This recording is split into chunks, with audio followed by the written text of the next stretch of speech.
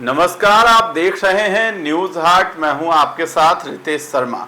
बिहार में प्रशासनिक ढांचे को हाईटेक बनाने की दिशा में एक बड़ा कदम उठाया गया है। जनगणना 2027 की तैयारियों के तहत अब आम नागरिकों को खुद अपना डेटा भरने की सुविधा दी जा रही है। इस नई डिजिटल प्रक्रिया की शुरुआत उप मुख्यमंत्री विजेंद्र प्रसाद यादव ने खुद स्वगणना फॉर्म भरकर की है, जिससे यह साफ संकेत मिला है कि सरकार टेक्नोलॉजी के सहारे पारदर्शिता और सहूलियत को बढ़ावा देना चाहती है। सियासी और प्रशासनिक हलकों में इस पहल को डिजिटल गवर्नेंस का नया मील का पत्थर बताया जा रहा है। उप मुख्यमंत्री ने इस मौके पर कहा है कि स्वगणना के लिए विकसित की गई ये नई टेक्नोलॉजी न सिर्फ प्रक्रिया को आसान बनाएगी, बल्कि लोगों को सीधे तौर पर भागीदारी का मौका भी देगी। उन्होंने इस मॉडल को बेहद कारगर और वक्त की जरूरत करार देते हुए संबंधित अधिकारियों को मुबारकबाद भी दी है। दरअसल पहले जनगणना के दौरान प्रगणक घर घर जाकर जानकारी जुटाते थे, जिससे कई बार समय और संसाधनों की चुनौती सामने आती थी।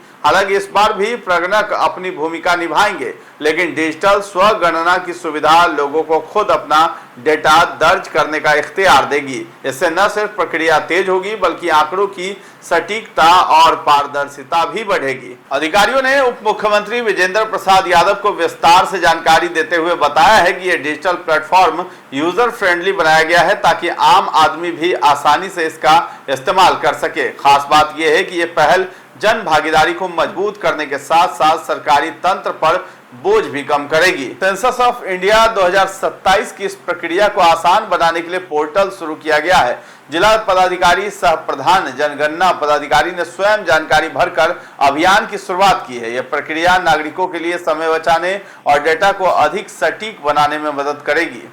ऑनलाइन पोर्टल से आसान होगी जनगणना प्रक्रिया।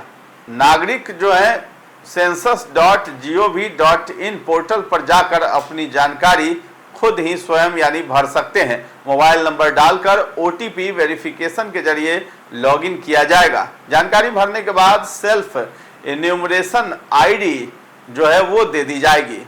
इस ID को सुरक्षित रखना होगा और प्रगणक को बाद में दिखाना भी होगा। इससे घर घर सत्यापन की प्रक्रिया और तेज हो जाएगी।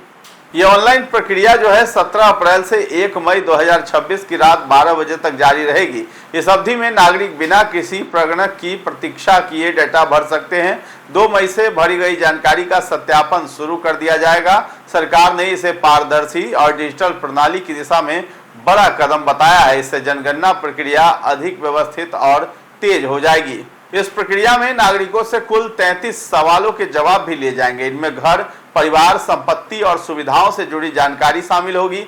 कमरों की संख्या, शौचालय, पानी, बिजली और इंटरनेट जैसी सुविधाओं का विवरण भी देना होगा। मोबाइल, टीवी और LPG कनेक्शन जैसी जानकारी भी दर्ज की जाएगी। तो सभी डेटा सुरक्षित और गोपनीय रखा जाएगा।